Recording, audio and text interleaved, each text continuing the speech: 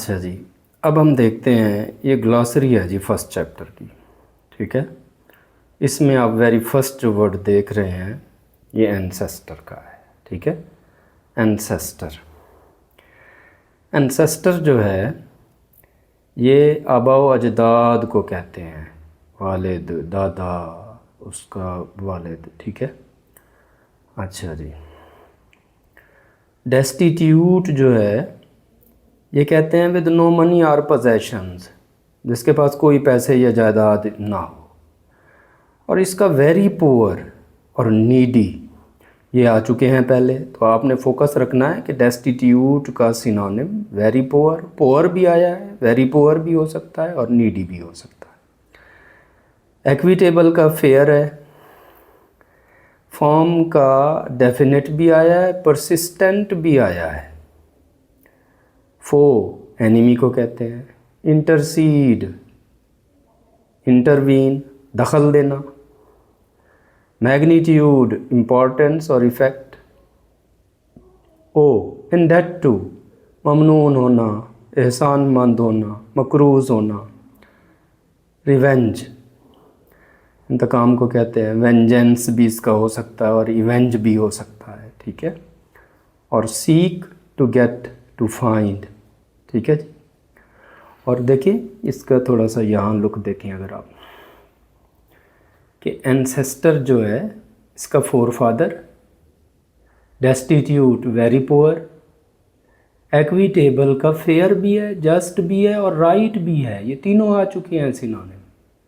और फर्म का पावरफुल भी है, डेफिनेट भी है, परसिस्टेंट भी है, पुख्ता। फो एनिमी, दुश्मन। उसके बाद मैग्नीट्यूड आया है, इम्पोर्टेंस या इफ़ेक्ट को कहते हैं। ओ आया है, इंडेट टू, और सीक, फाइंड। ठीक है जी।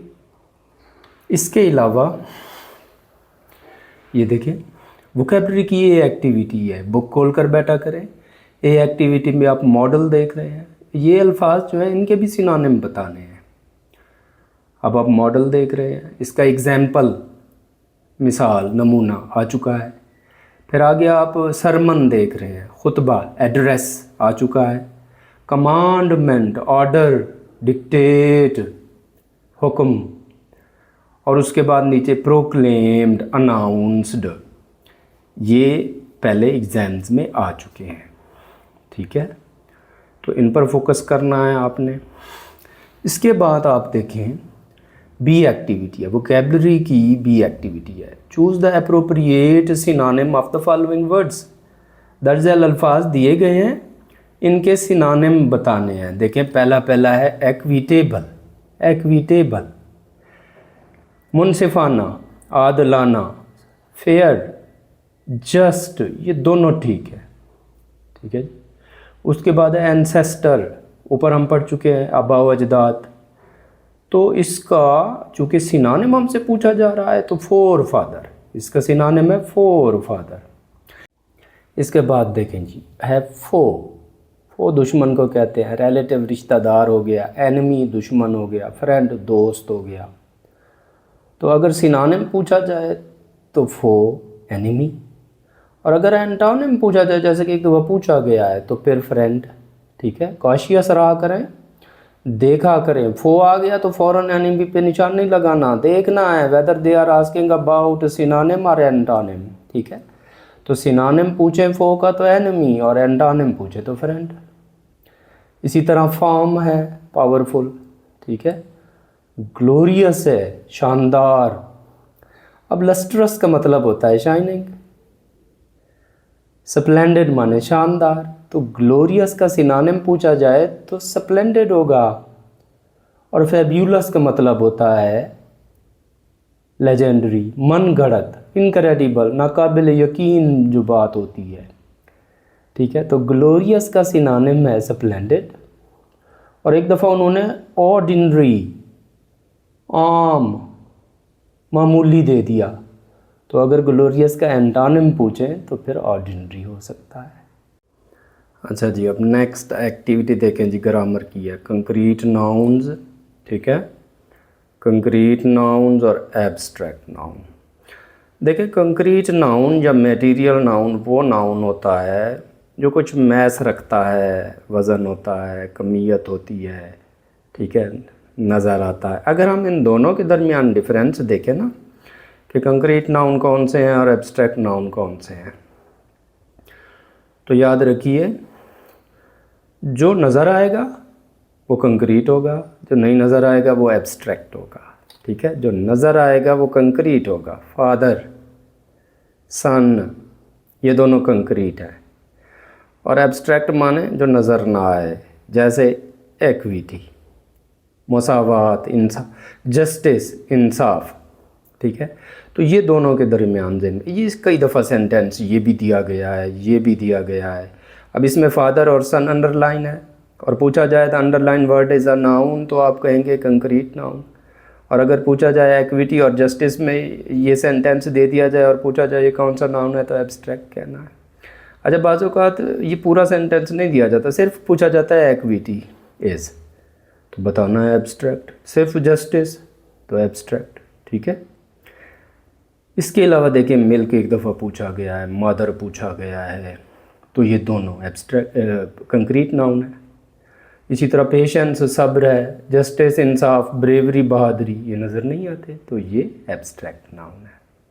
अच्छा जी, अब देखें इसी तरह से एक दफ़ा ये पूछ दिया गया है कि रिवेंज को अंडरलाइन करके और पूछा गया है कि ये कौन सा नाउन है, रिवेंज, बदला, इंतकाम, तो ये एब्स्ट्रैक्ट नाउन है, ठीक है।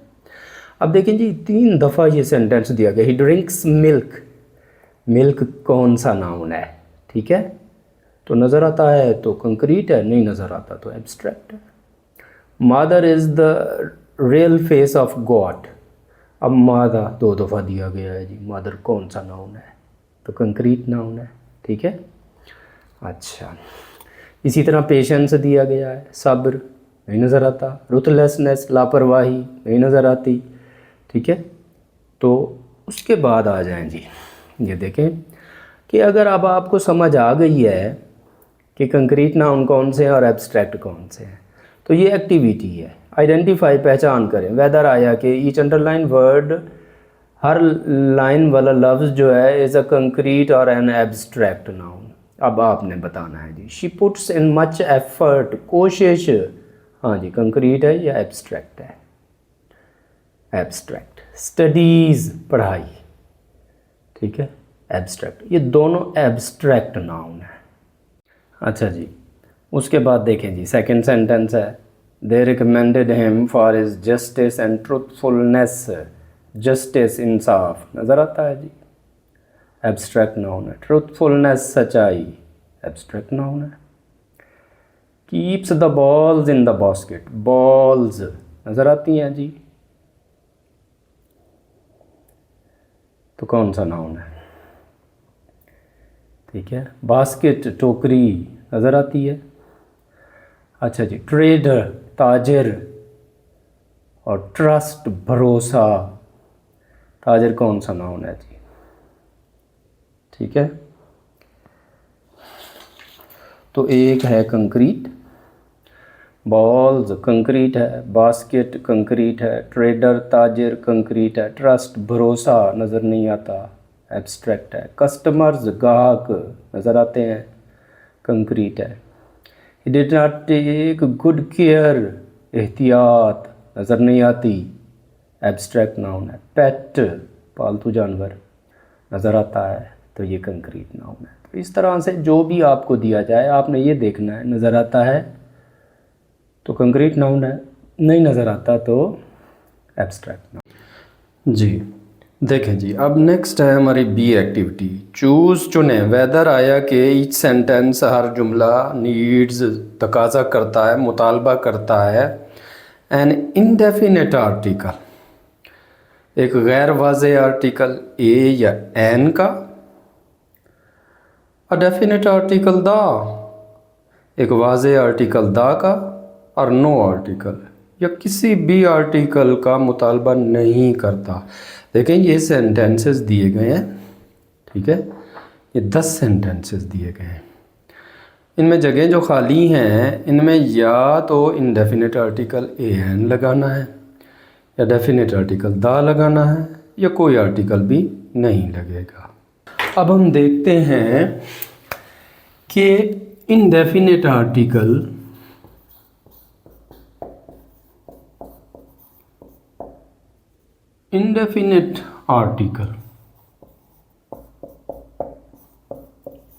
ए या एन, ये होता है जी इनडेफिनेट आर्टिकल। ठीक है, गैर वाज़े आर्टिकल। ये कैसे गैर वाज़े हो गया? जैसे अगर मैं कहूँ आई मेट अ बॉय, मैं मिला एक लड़के से। अब यहाँ ए जो है अ बॉय, एक लड़का, पता चल रहा है कौन सा लड़का? गैर वाज़े, अनक्लियर, कौन सा लड़का? अच्छा, I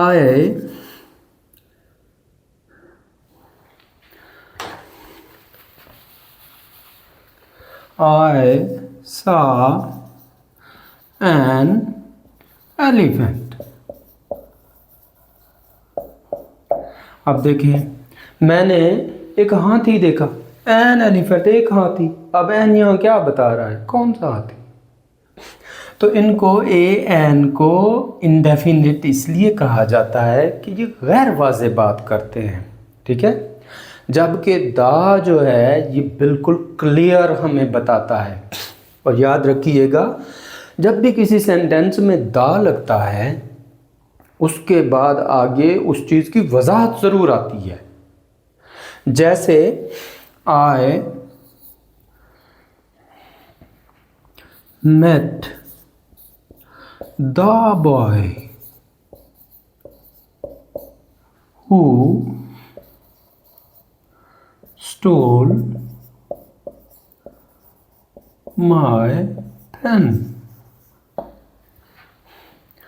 अब यहां आप देख रहे हैं डेफिनेट आर्टिकल दा लग गया। आई मेट द बॉय, मैं उस लड़के से मिला, खास लड़के से मिला।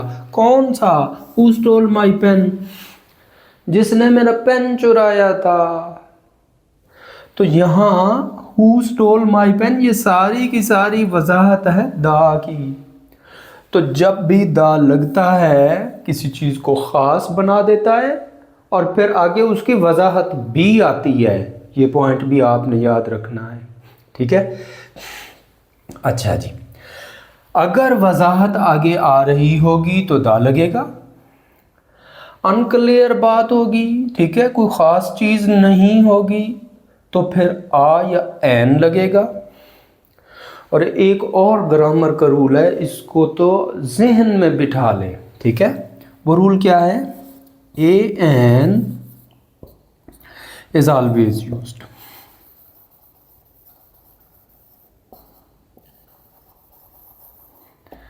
ए एन को हमेशा इस्तेमाल किया जाता है। ठीक है, अच्छा, अब है जी बिफोर अ नाउन।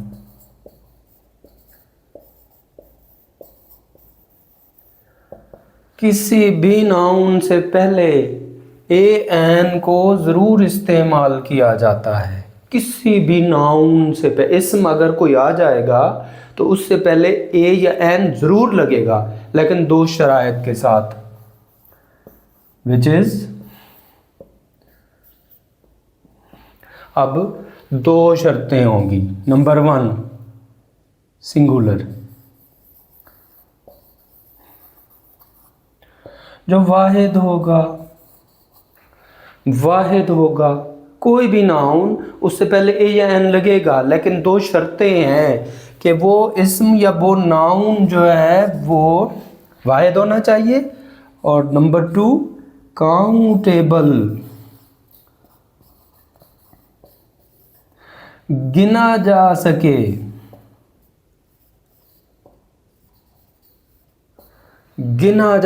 ये दो शर्तें हैं। ठीक है, कोई भी नाउन अगर आ गया, आप लिख रहे हैं और कोई इस्म आ गया है, अब उससे पहले ए या एन लगेगा। जैसे मेरे पास किताब है,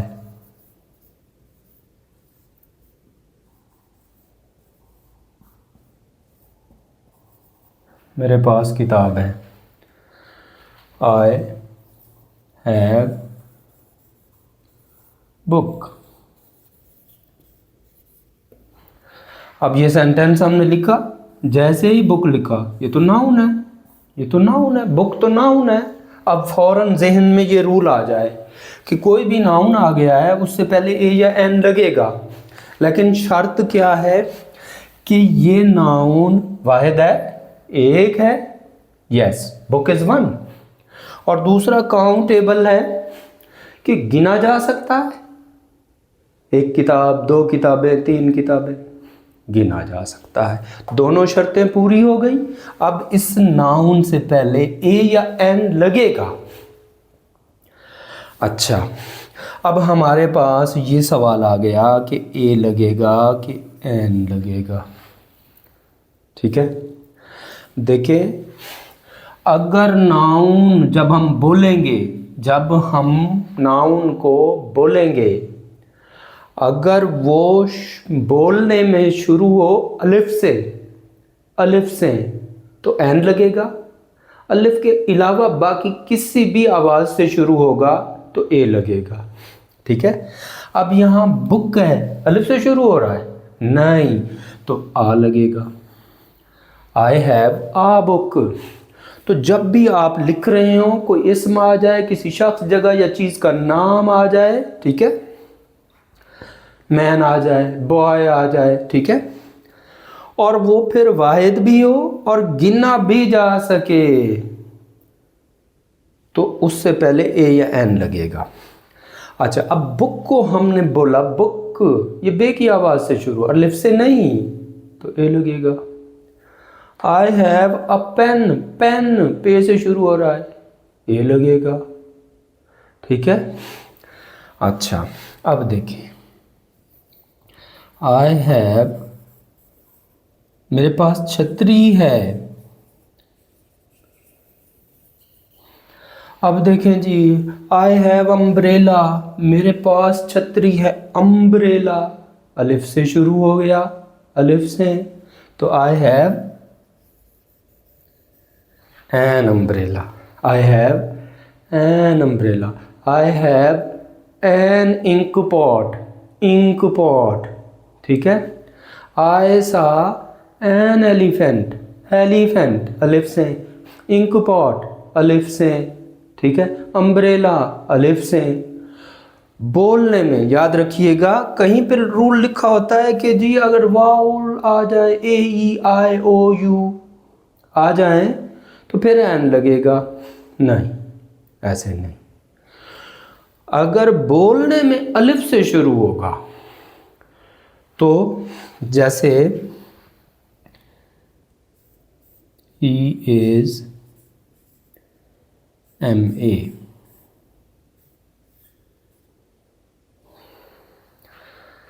अब देखें, ये तो कॉन्सोनेंट है, एम एम कॉन्सोनेंट है, लेकिन जब हम इसको बोल रहे हैं एम, तो अलिफ आता है कि नहीं आता, एम एम अलिफ आ गया ना, तो एन, ठीक है, एन। अच्छा, जो लोग कहते हैं कि जी ए ई आई ओ यू अगर आ जाए, कोई लफ्ज़ इनसे शुरू हो रहा हो तो एन लगता है। अब देखें, Ali is university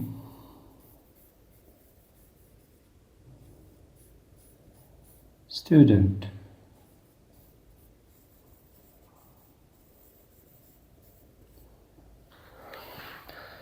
university student, university, अब ये अलिफ से शुरू, बोलने में यूनिवर्सिटी, ये तो या की आवाज़ से शुरू हो रहा है, तो Ali is a university student.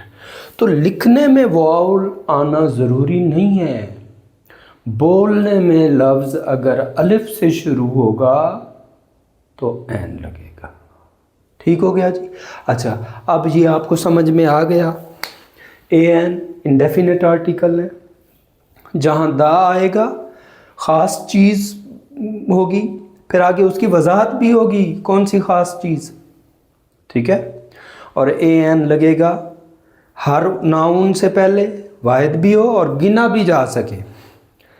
फ़र्ज़ करें अगर यहाँ पे होता आई हैव बुक्स, मेरे पास किताबें हैं, अब ये तो वाहिद नहीं रहा, ये तो जमा हो गया है, तो ए एन नहीं लगेगा, ठीक है। अच्छा, अब देखें, आई बॉट राइस, मैंने चावल ख़रीदे, राइस ये नाउन है, नाउन है। अब अगर कोई कहे कि an is always use before a noun, तो लेकिन शर्त देखें, वाहिद है, वाहिद, चावल वाहिद है। और क्या गिने जा सकते हैं, मैंने एक चावल ख़रीदा, मैंने दो चावल ख़रीदे, नहीं। तो कोई भी आप नाउन, जैसे ही राइटिंग में, इंग्लिश राइटिंग में नाउन आ जाए तो आप अलर्ट हो जाएं कि ए एन तो नहीं लगेगा, लेकिन पहले ये देखना है कि वो नाउन वाहिद है। वाहिद है तो फिर दूसरी शर्त भी कि गिना जा सकता है, अगर ये दोनों शर्तें पूरी होंगी तो फिर ए एन लगाना पड़ेगा, ठीक है जी।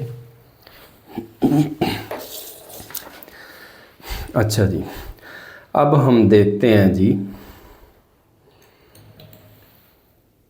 ये आपके सामने है जी, ठीक है। वही activity, choose whether each sentence needs an indefinite article a an, a definite article the और नो आर्टिकल, ठीक है। He asked me very hard question, he asked, उसने पूछा मी, मुझसे, वेरी हार्ड क्वेश्चन। अब देखें इसमें क्वेश्चन जो है सवाल, ये नाउन है। अब देखते हैं वाहिद है, हाँ जी, गिना जा सकता है, एक सवाल, दो सवाल, तीन सवाल, जी हाँ, तो यहाँ पे आएगा a very hard question, a very hard question. जी एक और इशू है, उसको भी हम थोड़ा सा डिस्कस करते हैं, बाज़ों का तो डिफ़िकल्टी हो जाती है। देखें, अली इज़ बॉय, अली लड़का है, ठीक है। देखें ये नाउन आ गया, अब हमने देखना है ये वाहिद है, बॉय वाहिद है, सिंगुलर है, और दूसरी शर्त काउंटेबल है, गिना जा सकता है, एक लड़का, दो लड़के, तीन, जी हाँ। अब ए या एन लगेगा, बोलने में ये बे से शुरू हो रहा है, अलिफ से नहीं, तो आ boy, Ali is uh boy. ये तो बात क्लियर हो गई कि कोई नाउन होगा तो उससे पहले ए या एन लगेगा। अच्छा, बाज़ औक़ात किसी नाउन से पहले एडजेक्टिव आ जाता है। अब देखें, अली इज़ इंटेलिजेंट,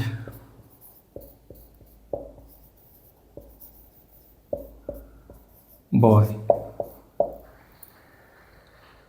अब देखिए यहाँ इंटेलिजेंट आ गया है, ज़हीन, एक एडजेक्टिव आ गया है जो नाउन को मॉडिफाई कर रहा है, नाउन के बारे में हमें मज़ीद बता रहा है। एडजेक्टिव क्या होता है, ये ऐसा लफ्ज़ होता है जो हमें किसी नाउन या प्रोनाउन के बारे में मज़ीद बताता है। पहले हमें पता था कि अली एक लड़का है, अब इंटेलिजेंट हमें बता रहा है ज़हीन लड़का है, मज़ीद बता रहा है ना। तो ऐसा लफ्ज़ जो किसी नाउन या प्रोनाउन के बारे में हमें मज़ीद बताए वो एडजेक्टिव होता है, ठीक है। अब देखिए यहाँ एडजेक्टिव आ गया है, लेकिन ये बॉय है, अब ए या एन तो लगेगा, ठीक है, ए या एन लगेगा, इस बॉय की वजह से लगेगा, लेकिन अब लगेगा यहाँ, लगेगा यहाँ, क्योंकि ये अब नाउन फ्रेज बन गया है, तो यहाँ ए या एन लगेगा, ठीक है। लगेगा यहाँ पर, लगेगा बॉय के लिए, लेकिन अब ए लगेगा या एन लगेगा, इसका फैसला होगा ए एन से पहले वाले लफ्ज़ की जो बोलने में पहली आवाज़ है। हमने बॉय के साथ ए लगाया था क्योंकि ये अलिफ नहीं था। अब यहाँ इंटेलिजेंट आ गया, इंटेलिजेंट अलिफ से शुरू हो रहा है, तो Ali is an intelligent boy. ये एन लगा बॉय के लिए है, लेकिन चूंकि उससे पहले एडजेक्टिव आ गया है तो अब यहाँ पे ए या एन लगेगा, लेकिन चूंकि यहाँ अलिफ आ गया है तो इसलिए ये एन बन गया है। अच्छा, बाज़ औक़ात नाउन से पहले एडजेक्टिव होता है, उससे पहले कोई एडवर्ब भी आ जाता है, फिर क्या होगा?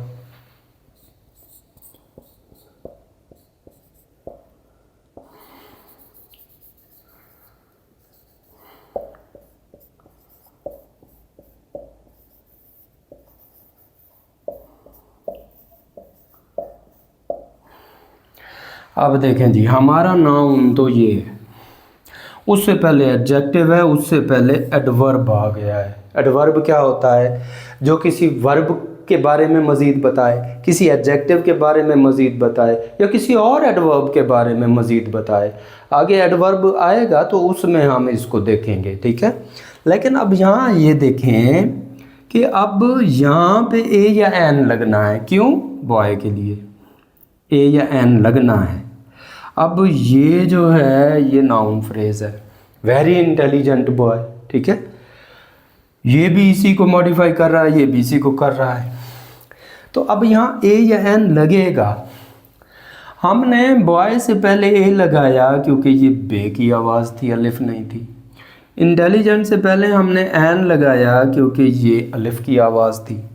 अब हमने ए या एन लगाना तो बॉय के लिए है, लगाएंगे बॉय के लिए, लेकिन ए लगेगा या एन लगेगा, अब ये डिपेंड करेगा इस एडवर्ब की जो इनिशियल साउंड है। इसको हम जब बोलेंगे, अगर अलिफ आ गया शुरू में तो एन लगेगा, इसके अलावा कोई आवाज़ हुई तो ए लगेगा। अब वेरी वाव से शुरू हो रहा है तो यहाँ ए। अब यहाँ आपने देखा कि अगर नाउन से पहले आया तो इसी की पहली आवाज़ पे ए या एन का फैसला हुआ। यहाँ नाउन से पहले एडजेक्टिव आ गया, हमने एन लगाया बॉय के लिए, लेकिन ए लगेगा या एन लगेगा, इसका फैसला एडजेक्टिव की पहली आवाज़ पे हुआ। फिर उसके बाद एक एडवर्ब आ गया, हमने ए लगाया बॉय के लिए है, लेकिन ए लगेगा या एन लगेगा, इसका फैसला, यानी word very near to a और an decides whether there will be a और एन, ठीक है। उम्मीद है ये बात भी अब क्लियर होगी। तो अब हम इस एक्टिविटी को करते हैं जी। अब हम इस एक्टिविटी को देखते हैं जी। He asked me very hard question. Question ये नाउन है जी, ठीक है, ये नाउन है। अब हमने ए या एन लगाना है। पहले ये देखना है सवाल वाहिद है, हाँ जी वाहिद है, गिना जा सकता है, एक सवाल दो सवाल, जी हाँ। अब ए या एन लगेगा, लेकिन वेरी की पहली आवाज़ पे। तो अगर अलिफ है तो ए एन लगेगा, वरना आ लगेगा। ठीक हो गया जी। He asked me a very hard question. अच्छा जी, दूसरा जी, question that he asked me was easy. Question that he asked me, सवाल कौन सा सवाल? दैट ही आस्क्ड मी, वो सवाल जो उसने मुझसे पूछा। वाज इजी, आसान था। अब इसमें एक ख़ास सवाल की बात की जा रही है जो उससे पूछा गया था। तो यहाँ चूँकि वजाहत आ गई है, क्वेश्चन सवाल कौन सा? दैट ही आस्क्ड मी, जो उसने मुझसे पूछा, यानी मुझसे पूछा गया सवाल। तो यहाँ दा लगेगा। The question that he asked me was easy. अच्छा जी, have you seen my scarf? क्या आपने मेरा स्काफ देखा है? तो यहाँ पे ना ए लगेगा, ना एन लगेगा, ना दा लगेगा। आ माई स्काफ, एन माई स्काफ। और वैसे भी ए एन दा जो हैं इनको एडजेक्टिव भी कहा जाता है। और यहाँ माई स्काफ जो है इसको पोजेसिव एडजेक्टिव भी कहते हैं। तो चूँकि एक एडजेक्टिव आ गया है तो दूसरा नहीं आ सकता। अच्छा जी, अब चौथा है जी, could you please pass me salt. अब देखें, आप कहीं बैठे हुए हैं, खाने पे जब इकट्ठे फैमिली में या होटल में कहीं कोई बैठता है तो नमक साथ ही होता है, ठीक है, या तो टेबल पे पड़ा होता है। अब आप इसकी सेंस समझें, क्या आप मेहरबानी करके नमक पास वहाँ से मेरी तरफ भेज सकते हैं? अब आप इमेजिन करें कि क्या किसी ख़ास नमक की तरफ इशारा किया गया है या नहीं। पहले तो ये देखते हैं कि क्या यहाँ AN लग सकता है। साल्ट, नमक वाहिद है, गिना जा सकता है, एक नमक दो नमक, नहीं, AN तो नहीं लगेगा। अब बच गया था। अब देखें, ये बैठा हुआ बंदा किसी ख़ास नमक की तरफ इशारा करके कह रहा है कि क्या आप ये नमक मुझे मेरी तरफ भेज सकते हैं, तो दा साल्ट।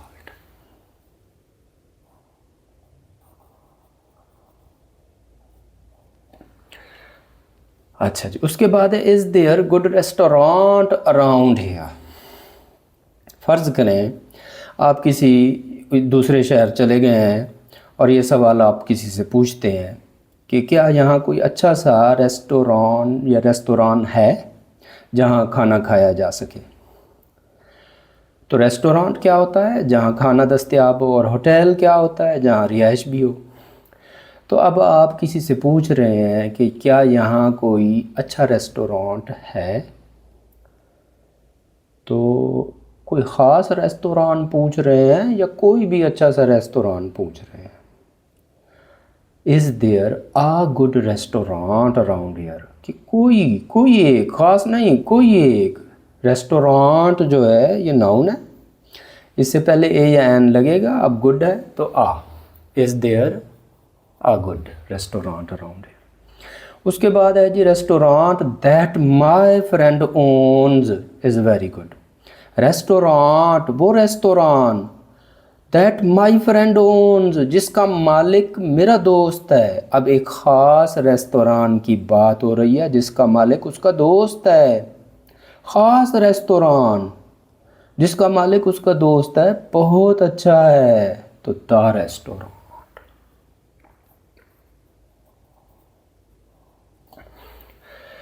अच्छा जी, उसके बाद आई हैव सेवरल गुड फ्रेंड्स। मेरे काफ़ी अच्छे दोस्त हैं, ठीक है। आई हैव सेवरल फ्रेंड्स आ गया है जी, फ्रेंड्स, तो AN लगेगा, वाहिद नहीं, ये तो जमा है, शर्त पूरी नहीं हो रही। और आई have several the good friends sense नहीं बनती, इसलिए आई हैव सेवरल गुड फ्रेंड्स, यहाँ न A लगेगा, न N लगेगा, न द लगेगा। और याद रखिए, जब MCQs में इस तरह के आपको ऑप्शन दिए जाते हैं, जैसे ये देखें, A है, ठीक है, A है, N है, द है, और आगे ऑफ दिया गया है। जब आपको ऐसा MCQ दिया जाएगा जिसमें AN या द नहीं लगना, तो यहाँ AN द के बाद नन लिखा होगा, नन कोई नहीं है, तो आपने नन को टिक करना है। अगर ऑप्शन आ जाए have you seen my scarf, तो इसमें नन को टिक करेंगे। I have several good friends, none को, नीचे जो MCQs होंगे उनमें नन को टिक करेंगे। अच्छा जी, अब 8वां है UAE is a beautiful country. UAE, देखें उसूल ये है कि अगर मुल्क का नाम एक लफ्ज़ पर मुश्तमिल हो तो दा नहीं लगता, अगर दो या दो से ज़्यादा अल्फाज पर मुश्तमिल हो तो दा लगेगा। अब देखें UAE, यू से यूनाइटेड, A से अरब, E से एमरेट्स, यूनाइटेड अरब एमरेट्स।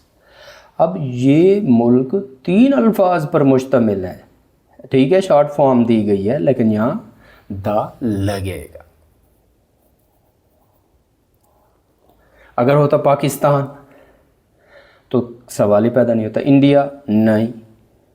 हाँ, ऐसा मुल्क जो 2 या 2 से ज़्यादा अल्फाज पर मुश्तमिल है, south Africa, the south Africa, West Indies, the West Indies, United states of America, USA, the United states of America, ठीक है। अच्छा जी, उसके बाद नामा है जी I'll see you in week, मैं आपको एक हफ्ते में मिलूँगा। वीक ये नाउन है जी, तो वाहिद है, गिना जा सकता है, एक हफ्ता, 2 हफ्ते, तो ए या एन लगेगा। अब अलिफ से शुरू हो रहा है तो एन लगाएं, और किसी और लफ्ज़ से शुरू हो रहा है तो ए लगाएं। I am on vacation until Monday. मैं सोमवार तक छुट्टियों पर हूँ। यहाँ एक बात क्लियर कर लें, ये जो वकेशन है, लफ्ज़ वकेशन, वकेशन बज़ाहिर ये सिंगुलर है, लेकिन इसका मतलब छुट्टियाँ होता है, छुट्टी नहीं होता, छुट्टियाँ। ठीक है, तो वकेशन चूँकि ये प्लूरल है तो यहाँ ना ए लगेगा, ना एन लगेगा, ना दा लगेगा। हाँ, यहाँ अगर दा होता तो फिर आगे वजाहत होती कौन सी छुट्टियाँ। ठीक है, अच्छा जी। अब इसमें देखें, एक दफ़ा उन्होंने दिया है कि Indus is longest river in Pakistan. ठीक है, ये 9th में आप पढ़ चुके हैं इसी तरह की एक्टिविटी। देखें, दरियाओं के नामों से पहले दा लगता है, ये रूल है।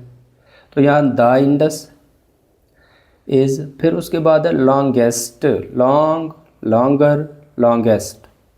ये एडजेक्टिव की सुपरलेटिव डिग्री है। देखें, एडजेक्टिव जो होते हैं उनके 3 दर्जे होते हैं, जैसे लॉन्ग पॉजिटिव है, लॉन्गर कंपैरेटिव है, लॉन्गेस्ट सुपरलेटिव है। ठीक है, लॉन्ग एक चीज़ की बात करता है कि Indus is a long river, लंबा दरिया है। अब लॉन्गर रिवर, अगर यहाँ 2 दरियाओं का मुकाबला होता तो लॉन्गर आता, कंपैरेटिव डिग्री आती। 2 के दरमियान जब मुकाबला होता है तो लॉन्गर, तो फिर क्या होता है, the Indus is longer than Chenab. लेकिन पाकिस्तान के तमाम दरियाओं में से सबसे लंबा तरीन, जब 2 से ज़्यादा की बात की जाए तो फिर सुपरलेटिव डिग्री लॉन्गेस्ट, ठीक है, हॉटेस्ट, ठीक है, इस तरह की डिग्रीज़ लगती हैं। तो उस सुपरलेटिव डिग्री से पहले दा ज़रूर लगता है। तो यहाँ 2 जगह पर दा आएगा। The Indus is the longest river in Pakistan. ठीक हो गया जी।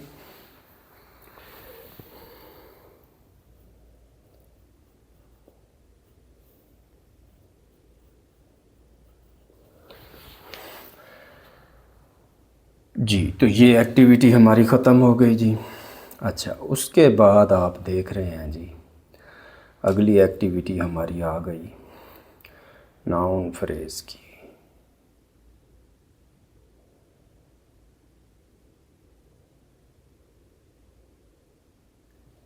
ठीक है जी, ये है जी नाउन फ्रेज़। अच्छा जी, अब देखें, मिसाल देखते हैं जी। As a young trader he earn the good reputation of being an honest, fair and just businessman. As a young trader, बतौर नौजवान ताजिर। अब ये अंडरलाइन है जी। ट्रेडर नाउन है। अब इसमें देखें, N honest, fair and just businessman, ये भी नाउन है, ये भी नाउन है। ठीक है, तो जब नाउन से पहले कोई मॉडिफायर आ जाए, कोई ऐसा लफ्ज़ आ जाए जो उस नाउन की मज़ीद वजाहत कर रहा हो, तो ये फिर इकट्ठा मिलकर एक फ्रेज़ बन जाता है। याद रखें, अगर हम अकेला ट्रेडर लिखते तो ये एक वर्ड होता। अब यंग ट्रेडर, अ यंग ट्रेडर, अब ये एक लफ्ज़ नहीं रहा, अब ये एक फ्रेज़ बन गया है। 2 या 2 से ज़्यादा अल्फाज जो हैं वो फ्रेज़ कहलाते हैं। 2 या 2 से ज़्यादा अल्फाज फ्रेज़ कहलाते हैं। अब ये आ यंग ट्रेडर, ये चूँकि अंडरलाइन है, यानी 3 लफ्ज़ अंडरलाइन है, तो अब ये वर्ड नहीं रहा, अब ये फ्रेज़ बन गया है। ठीक है, तो ये चूँकि नाउन की बात कर रहा है, नाउन के बारे में हमें मज़ीद बता रहा है, तो इसको कहते हैं नाउन फ्रेज़। इसी तरह देखें, बिजनेसमैन, मैन, ये हमारा नाउन है। ठीक है, अब जस्ट, मुनसिफ, फेयर, खरा, ऑनेस्ट, ईमानदार, ये बिजनेसमैन की मज़ीद मॉडिफाइंग हो रही है, मॉडिफाई कर रहे हैं। ये तीनों लफ्ज़ बिजनेसमैन के बारे में हमें मज़ीद बता रहे हैं। अगर यहाँ मैन होता तो एक वर्ड था, अब एन भी है, ऑनेस्ट भी है, फेयर भी है, जस्ट भी है, बिजनेसमैन, तो ये एक से ज़्यादा लफ्ज़ हो गए हैं, तो ये फ्रेज़ है। काम क्या कर रहे हैं? नाउन का, तो ये नाउन फ्रेज़ कहलाते हैं। ठीक है, तो नाउन फ्रेज़ क्या है? A noun phrase is a group of words, 1 2 3 group of words, 1 2 3 4 5 6 7, a group of words. A noun phrase is a group of words that does the work of a noun. Noun phrase अल्फाज का एक गिरोह है जो noun का ही काम करता है, अल्फाज का एक गिरोह है जो नाउन का ही काम करता है। अच्छा जी, नेक्स्ट एक्टिविटी है हमारी जी, ये सी एक्टिविटी है। आप देख रहे हैं पेज 10 पर, ये सी एक्टिविटी है। Underline the noun phrases in the following sentences. ये 5 सेंटेंसेज हैं जी, इनमें वो कहते हैं जो नाउन फ्रेज हैं उनके नीचे लाइन लगाएं। देखें जी, दिस इज़, ये है एन, एक ओल्ड फैशनड हैट। अब नाउन ये है जी, हैट। ओल्ड फैशन, पुराने रिवाज की। अब ये मॉडिफायर है, ये हमें नाउन के बारे में मज़ीद बता रहा है। तो ये ओल्ड फैशनड हैट जो है ये नाउन फ्रेज है। वी डिस्कवर्ड फहद्स प्लान्स, ये नाउन है जी, प्लान, मंसूबे। फ़हद के मंसूबे, किसके मंसूबे? फ़हद के मंसूबे, तो ये मंसूबे को मज़ीद मॉडिफाई कर रहा है, तो फ़हद्स प्लान, ये नाउन फ्रेज है। A rolling stone gathers no moss, stone, पत्थर, ये नाउन है जी। और कैसा पत्थर? रोलिंग, लुढ़कता हुआ, नीचे आता हुआ। अ रोलिंग स्टोन, ये नाउन फ्रेज है जी। The recent flood caused heavy damage. Flood, ये नाउन है जी। कौन सा सैलाब? रीसेंट, जो अभी आया है, हालिया, हालिया सैलाब, ये मॉडिफायर है, नाउन के बारे में मज़ीद बता रहा है। तो द रीसेंट फ्लड जो है ये नाउन फ्रेज है। N oral presentation can be interesting, presentation, पेशकश, नाउन है। कौन सी पेशकश? लिखी हुई या ज़बानी? ओरल, ज़बानी पेशकश। जब ज़बानी कोई मज़मून या कोई लेक्चर पेश किया जाए तो उसे ओरल प्रेजेंटेशन कहते हैं। वाइट बोर्ड यूज़ करें तो रिटर्न हो जाएगी, तो ओरल प्रेजेंटेशन, ये मॉडिफायर है, प्रेजेंटेशन के बारे में मज़ीद बता रहा है। तो एन ओरल प्रेजेंटेशन, ये नाउन फ्रेज है। लेकिन देखिए, अब आपकी ऑब्जेक्टिव में ये ऑप्शन आएगा तो ये नहीं कहेंगे आपको कि जी अंडरलाइन करें। ये ओल्ड फैशन हैट हो गया, फहद्स प्लान्स हो गया, रोलिंग स्टोन है, द रीसेंट फ्लड है, एन ओरल प्रेजेंटेशन है, ये इनमें से आपको जो भी सेंटेंस देंगे ये नाउन फ्रेज अंडरलाइन होगा, नाउन फ्रेज अंडरलाइन होगा, अंडरलाइन होगा, अंडरलाइन होगा। हाँ, आपसे ये पूछा जाएगा कि ये कौन सा फ्रेज है। आपको ये कई दफ़ा ये सेंटेंस आ चुका है, this is an old fashion hat, underline है। आपसे कहा जाएगा the underline phrase is noun phrase, verb phrase, adjective phrase, adverb phrase.